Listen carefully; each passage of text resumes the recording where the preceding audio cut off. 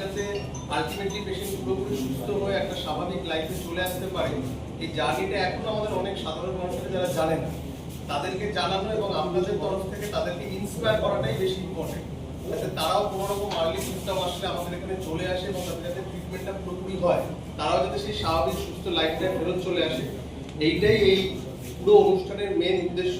কিছু কিছু হয়তো আপনাদের থেকে এরকম একটু আপনাদের স্টোরিটা শুনবো, আর মেন হচ্ছে বাকি এটা একটা জাস্ট ইন্টারাকশন, আমাদেরও নিজেদের পুরনো পেশেন্টদের দেখা, তাদের সাথে একটু ইন্টারাকশন হয়ে যাবে। ওভারঅল মেন আমাদের গোলটা থাকতে হচ্ছে সাধারণ মানুষকে ইন্সপায়ার করা এবং আপনাদের স্টোরির মাধ্যমে তারা নিজেরাই ইন্সপায়ার হতে পারে। এফডি স্যার এবং আমার কলিগদেরকেও স্বাগত জানিয়ে আমি কিছু বলতে চাই।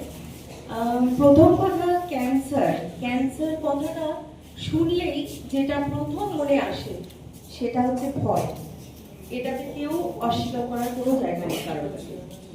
কিন্তু এই ভয়টা কোথা থেকে এলো, এই ভয়টা কোথা থেকে উৎপত্তি হলো সেটা আমাদের বুঝতে হবে। আমরা শুনতে হয়তো খারাপ লাগবে, বাট ছোটবেলায় আমরা যখন ছোট ছিলাম তখন সিনেমাতে সিরিয়ালে যদি কাউকে অসুস্থ দেখাতে হতো আমরা দেখতাম তাকে টিউবারকুলোসিস দেখানো হয়, টিবি। কাউকে মারতে হতো সিনেমাতে, টিবিতে মরতো। আর এখন যে সিচুয়েশনে আমরা এসেছি, মানে ক্যান্সার যেভাবে ক্রমবর্ধমান হয়ে গেছে এবং ভয়টা এমনভাবে মানুষের মনে ঢুকে গেছে এবং ঢুকিয়ে দেওয়াও হচ্ছে, তাতে দেখা যায় যদি সিনেমাতে বা সিরিয়ালে কাউকে যদি কোনো করুণ পরিণতি দেখাতে হয় তাকে ক্যান্সার দিয়ে দেওয়া। কিন্তু ব্যাপারটা সেরকম নয়। এই মিডিয়াগুলো বা এই সব জায়গাতে কোথাও দেখানো হয় না যে ক্যান্সারকে কারা কারা জয় করলে, মানে ক্যান্সার হওয়ার পরেও ক্যান্সারের সঙ্গে লড়াই করে তার কষ্টটা সহ্য করে তার যে চিকিৎসা, এই যে দীর্ঘ সময় হসপিটালে ওয়েট করা, ডাক্তারকে দেখানো, বিভিন্ন ইনভেস্টিগেশন করানো, অপারেশন, কেমোথেরাপি, এই সমস্ত কষ্টকে জয় করে মানুষ যে থেকে বেরিয়েও আসছে, এটা কেউ তুলে ধরেন না। তো সেই ব্যাপারটাকে তুলে ধরার জন্যই আজকে আমাদের এই অনুষ্ঠান।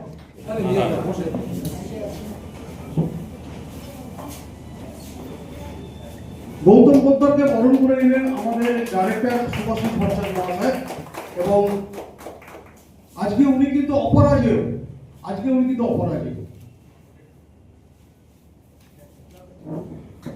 আমরা করে দেখাতে পেরেছি যে আমি এসেছি একদম এখন পুরোপুরি আমি সুস্থ। স্যার আপনার মুখে কথাটা শুনে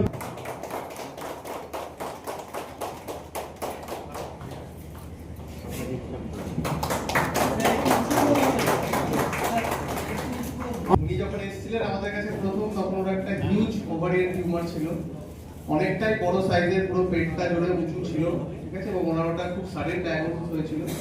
তো আমরা নেসেসারি কিছু টিউমার মার্কার সিটি স্ক্যান করে আমরা ডিসাইড করে যে সার্জারি করব, এবং সেই সার্জারিতে আমাদের এখানে ফ্রোজেন সেকশন বলে একটা বস্তু আছে যেখানে আমরা অল্প সময় বুঝতে পারি যে টিউমারটা কতটা খারাপ আছে, তাহলে আমরা ওটি চলাকালীন আমরা ডিসিশন নিতে পারি যে কতটা ওটি আমরা প্রোগ্রেস করব। তো সেই মতো করে ওনার পুরো সার্জারি করা হয় এবং ইভেন্চুয়ালি রিপোর্টেও যা এসেছে তাতে উনি পুরোপুরি সুস্থ হয়ে গেছেন, আর ওনার ফার্দার এখন জাস্ট ফলো আপই লাগছে। তো এটাই হচ্ছে ওনার স্টোরি। এবার ওনার মুখ থেকে যদি আমরা ওনার পার্ট একটু শুনে নিই। মুখের হাসি কিন্তু বোঝা যাচ্ছে আজকে উনি কতটা ভালো আছেন। ওনার মুখের হাসি, এই হাসিটা কিন্তু আমরা ক্যামেরা বন্দি করতে চাই। ডক্টর পাশে দাঁড়িয়ে আছেন, আচ্ছা ওনার হাজবেন্ড, ভেরি গুড। একটা সুন্দর ফ্যামিলি দেখুন, অনেক সুন্দর ফ্যামিলি। আজকে অপরাজেয় ফ্যামিলি, এটাকে আমরা বলতে পারি অপরাজেয় ফ্যামিলি। ডক্টর অম্বিক সরকার যিনি ট্রিট করেছেন প্রায় সুস্থই হয়ে গেছে। রেগুলার নিয়মিত কাজও করছি, আমি কাজও করি, সেখানে যাচ্ছি।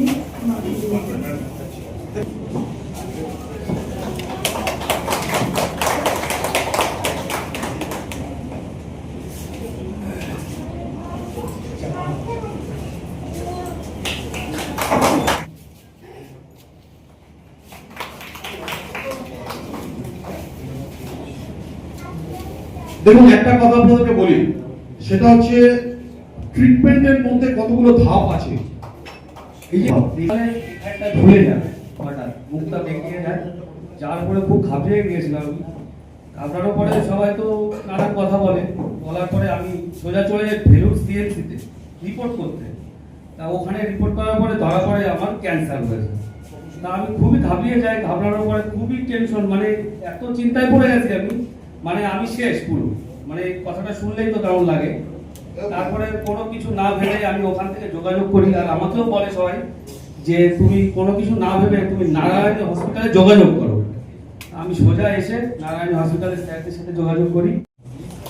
আমি অর্জুন দেবের বাবাকে একবার একটু দেখে নিতে চাই। দাঁড়িয়ে তার বাবা তার ছেলেকে নিয়ে এসছে আজকে অপরাজেয় এই প্রোগ্রামে। তো আমি তার বাবাকে বলবো যে আপনার সন্তানের সম্পর্কে যদি একটু একটা কথা বলেন। তো আপনার ট্রিটমেন্টের পর এখন সম্পূর্ণ সুস্থ।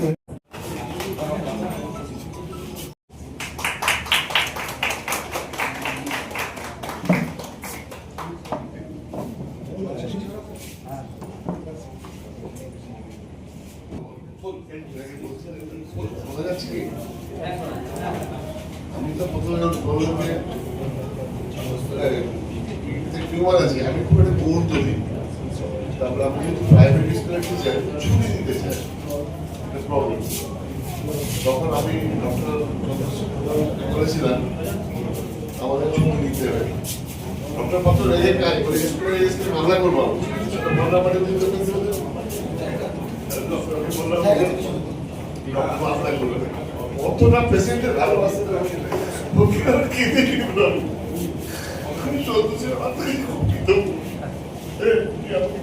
অপারেশন চলে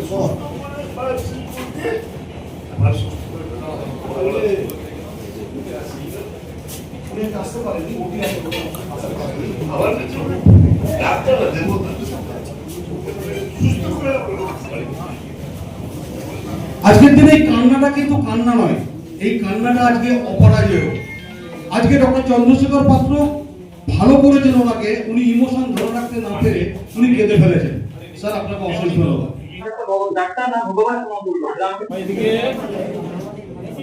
দেখুন, যে কোনো রকম পেশেন্ট যখন ক্যান্সারের কোনো সিমটম বা যে কোনো কিছু কমপ্লেন নিয়ে আসছে, তার একটা ফিজিক্যাল দিক থেকে একটা সাইকোলজিক্যাল দিক থেকে। সাইকোলজিক্যাল দিকে কিন্তু আমাদের কাউন্সিলিং, কথা বলা, বিশ্বাস অর্জন করা, এটাই মেন।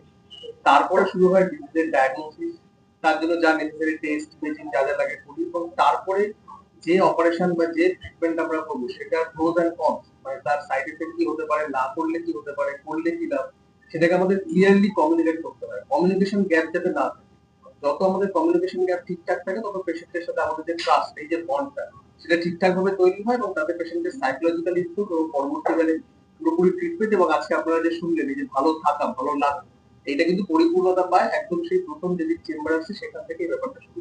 পেশেন্ট পার্টি বা পেশেন্টকে কি কি মেনটেন করা দরকার হয়, যেগুলো আপনারা অনেক সময় বলেন তারা অ্যাভয়েড করে, সেটা যদি মেনটেন করেছেন বলে অপরাধ। দেখুন, যে সমস্ত অ্যাডভাইস আমরা পেশেন্টদের দিই, বিশেষ করে অপারেশনের পরে ছুটির সময় যে যে অ্যাডভাইস গুলো আমরা দিই, সেগুলো পেশেন্টকে আমরা সবসময় বলি যে যেটা ডাক্তাররা বলছে, যেটা আমাদের এখানে হেলথ কেয়ার স্টাফ সিস্টাররা বলছে, সেইটাকে ঠিকঠাক ভাবে ফলো করবে।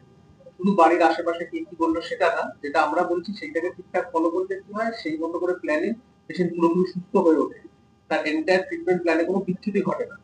আর সেকেন্ড আরেকটা বলবো যে আমরা মেনলি বিভিন্ন পেশেন্ট যারা এমনিও আসে, বিশেষ করে সার্ভাইকাল ক্যান্সারের ক্ষেত্রে বলি ভ্যাকসিনের একটা রোল আছে, অ্যাওয়ারনেসটা খুব ইম্পর্টেন্ট। পেশেন্টকে সিমটমের ব্যাপারে জানতে হবে যে আমার এই সিমটম হলে আমাকে ডাক্তারের কাছে আসতে হবে, এই সিমটম হলে আমাকে এই ডাক্তারের কাছে গিয়ে আমাকে তার ট্রিটমেন্টটা করাতে হবে। এই অ্যাওয়ারনেসটা আজকে যুগে খুব ইম্পর্টেন্ট। অপরাধী হিসেবে বলুন, আমাদের এখানে এক্সাক্ট হবে 10-12 জনের মতো হয়ে গেছে যাদেরকে আমরা দিয়েছি। হ্যাঁ হ্যাঁ, এই ক্ষেত্রগুলো মোটামুটি আনুমানিক খরচ কিরকম হয়? আনুমানিক খরচের ব্যাপারে মোটামুটি আমাদের এখানে যারা ম্যানেজমেন্ট আছে, যারা প্যাকেজ সেল আছে, তাদের সাথে ওরা কন্ট্যাক্ট করে নেয়। সেক্ষেত্রে যদি কিছু অসুবিধা থাকে তাহলে ওরা আমাদেরকে জানিয়ে দেয়। তবে মোটামুটি খরচ সাধ্যের মধ্যে, এবং আমাদের এখানে ওয়েস্ট বেঙ্গল হেলথ স্কিম এবং আরো যা সমস্ত ইন্স্যুরেন্স আছে সবকিছু আমরা অ্যাকসেপ্ট করি। সেটা অ্যামাউন্টটা অ্যাপ্রক্সিমেট, কিন্তু প্রত্যেকটা সার্জারি, প্রত্যেকটা ট্রিটমেন্ট হিসেবে প্রত্যেকটা আলাদা হয়। এরকম তো ক্যান্সারের তো অজস্র ভাগ আছে, অজস্র রকম ট্রিটমেন্ট আছে, এরকম একটা পার্টিকুলার করে তো বলা সম্ভব না। বাট ওভারঅল জিনিসটা সাধ্যের মধ্যে, এটাই বলা যায়। ক্যান্সার হলে ম্যাক্সিমাম পেশেন্ট কিন্তু ভয় পায়, সেই জায়গাটায় আপনাদের কি বলে? দেখুন, ভয়ের ক্ষেত্রে দুটো জিনিস। একটা ভয় হচ্ছে আমরা যা জিনিসই জানি না সেখান থেকে আমাদের ভয় তৈরি হয়। অজানাকে ভয় পাওয়াটাই মানব ধর্ম, স্বাভাবিক। তো ফার্স্ট অফ অল পেশেন্টকে সেটার ব্যাপারে এডুকেট করা। সেকেন্ড হচ্ছে আমাদের এখানে ক্যান্সারের জন্য সাইকিয়াট্রিক হেল্পও আছে। সেক্ষেত্রে আমাদের কাউন্সিলর আছে, তাদের ক্ষেত্রেও আমরা অনেক যারা খুবই ভেঙে পড়েছে, হয়তো ট্রিটমেন্ট নিতে চাইছে না, সেরকম ক্ষেত্রে আমরা সেই কাউন্সিলরের সাথে তাদের একটা সেশন করিয়ে দিই। সেক্ষেত্রে তারা মানসিকভাবে যাতে শক্ত হয়, কারণ একটা লম্বা লড়াই, ওই এভারেস্ট ওঠার মতো একেবারে নিচ বেস ক্যাম্পে থাকি, এভারেস্টের দিকে তাকালে অসম্ভবই মনে হয়। ধীরে ধীরে এগোতে থাকলে তাহলেই মনে হয় যে হ্যাঁ আমি এটা করতে পারি। সেই যে কাউন্সিলিং, যে সাইকিয়াট্রিক সাপোর্টটা লাগে, সেটাও আমাদের এখান থেকে আমরা প্রোভাইড। দেখুন, যত আপনি যে কোনো ব্যাপারে আমরা যাকে এডুকেট করবো, তখনই সেই ব্যাপারটা নিয়ে তার ভয় অটোমেটিক্যালি কমতে থাকবে। মানুষ যেই জানতে পারবে যে আমার এইটা হতে পারে, এরপরে আমার এইটা হবে, এটা হলে আমি সুস্থ হব, এবং ট্রিটমেন্ট পাওয়ার সঙ্গে সঙ্গে সে যেই দেখবে, বিশেষ করে যেমন ওভারিয়ান ক্যান্সারের ক্ষেত্রে আমরা বলি কেমো পাওয়ার সঙ্গে সঙ্গে পেশেন্টের অ্যাসাইটিস, পেটের জলটা কমে যায়, পেশেন্ট বুঝতে পারে যে আমি ভালো হচ্ছি, আমার কাজের ক্ষমতা ফিরে আসছে। এগুলো থেকে অটোমেটিক্যালি পেশেন্টের ভয় কিন্তু ধীরে ধীরে সরতে থাকে। আর যেসব ক্ষেত্রে আমাদের এক্সট্রা মেডিসিন সাপোর্ট দেওয়া হয়, সেগুলো আমরা এক্সট্রা মেডিসিন সাপোর্ট দিয়ে। প্রথম দিকে ধরা পড়লে বা লাস্টের দিকে ধরা পড়লে তাতে কিরকম সময় লাগে দেখুন, আমাদের অ্যাটলিস্ট গাইনোকোলজিক্যাল ক্যান্সারের ক্ষেত্রে বলি, যদি আর্লি স্টেজ ধরা পড়ে, ধরুন এই stage 1, in some cases also stage 2, সেটা কিন্তু পুরোপুরি কিউরেটিভ ট্রিটমেন্ট, মানে পেশেন্টকে আমি অ্যাবসলিউটলি কিওর করে দিলাম, এরপরে জাস্ট পেশেন্ট ফলো আপে থাকে, বাট ম্যাক্সিমাম কিন্তু পেশেন্টের আর রোগ ফিরে আসে না। যেগুলো একটু অ্যাডভান্স স্টেজে আসছে, ধরুন স্টেজ 3C বা স্টেজ 4, সেক্ষেত্রে আমাদের ট্রিটমেন্টটা থাকে কিউরেটিভ অ্যান্ড প্যালিয়েটিভ কোর্স, যেখানে আমরা পেশেন্টের সিমটোম্যাটিক রিলিফ দিচ্ছি, আর ডিজিজটাকে পুরোপুরি না কমাতে পারলেও যাতে আর বেড়ে না যায়, কন্ট্রোলের মধ্যে রেখে দিই। সেখানে আজকাল অনেক নতুন ধরনের ট্রিটমেন্ট এসেছে, যেমন ইমিউনোথেরাপি, টার্গেট, যেটা ম্যাডাম আরো ভালো করে বলবেন।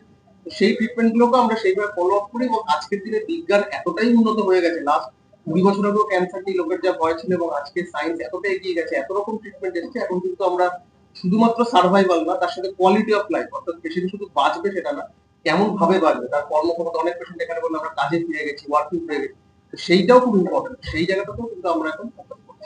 অ্যাবনর্মাল গ্রোথ হয় সর্বোপরি। ধরুন কোনো আলসার হয়েছে কোনো জায়গায়, সেই আলসারটা হিল হচ্ছে না, হ্যাঁ মানে ঠিক হচ্ছে না, এর কোথাও গ্রোথ হয়েছে, সে গ্রোথটা কমছে না। কোনো অ্যাবনর্মাল কাশি, মানে কাশি হচ্ছে 2-3 সপ্তাহ বেশি প্রলং কাশি হয়েই যাচ্ছে, কাশিটা কমছে না। বা ধরুন ওই যেটা উনি বললেন যে হোয়াইট ডিসচার্জ হচ্ছে পেশেন্টের, সেটাও কমছে না। বা হঠাৎ মেনোপজাল পেশেন্টদের যদি স্পটিং শুরু হয় সেক্ষেত্রে, বা আরো অনেক ধরনের হঠাৎ করে আনইনটেন্ডেড ওয়েট লস, মানে ধরুন পেশেন্ট নিজে চেষ্টা করছে না হয়তো ওয়েট লস করার জন্য, বাট খাওয়া দাওয়া সত্ত্বেও তার ওয়েট লস হতে থাকছে, খিদে কমে গেছে, বা অসম্ভব ফ্যাটিগ লাগছে, এগুলো সবই কিন্তু ক্যান্সারের সিমটম হতে পারে। ব্যাপারটা হচ্ছে যে কোনো সিমটম হলেই প্রথম কথা সেটা ডাক্তারের নজরে আসা, ডাক্তার দেখানো, এবং সেটার জন্য দরকার মতো ইনভেস্টিগেশন করানো, এটা দরকার। ইনফ্যাক্ট সবচেয়ে ইম্পর্টেন্ট স্ক্রিনিং। আমাদের ক্যান্সারে অনেক স্ক্রিনিং মেথডও আছে, যেগুলোতে ক্যান্সারের সিমটম শুরু হওয়ার আগেই ক্যান্সার ডিটেক্ট করা সম্ভব। যেরকম সার্ভাইকাল ক্যান্সারের জন্য প্যাপসমিয়ার স্ক্রিনিং হয়, ঠিক আছে, তারপরে ব্রেস্ট ক্যান্সারের জন্য ম্যামোগ্রাফি, ইভেন লাং ক্যান্সারের জন্য CT scan, low dose CT scan, এগুলো হয়। এইগুলোর মাধ্যমে আমরা ক্যান্সারের সিমটম শুরু হওয়ার আগেই ক্যান্সার ডিটেক্ট করতে পারি।